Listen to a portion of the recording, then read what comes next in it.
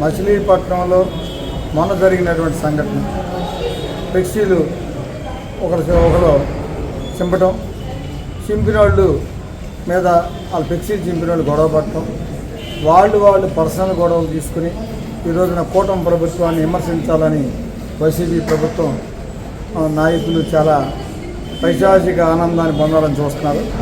కూటమి ప్రభుత్వం ఎప్పుడూ కూడా ఒకే మాట మీద ఉన్నాం, ఆ మాటకు కట్టుబడి పనిచేస్తాం.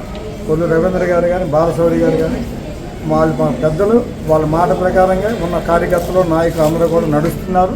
అవన్నీ కూడా మేము ఒకే మాట మీద ఉంటున్నామనే విషయాన్ని తెలుసుకోవాలి. వైసీపీ ప్రభుత్వం ఏంటంటే వాళ్ళు చేస్తున్న తప్పుల్ని, వాళ్ళు చేస్తున్న పొరపాట్లని, వాళ్ళ నాయకులు చేస్తున్న పొరపాట్లని ఒకసారి తిరిగి చూసుకుని ఎదుటి వాళ్ళని విమర్శించాలని కోరుకుంటున్నాం.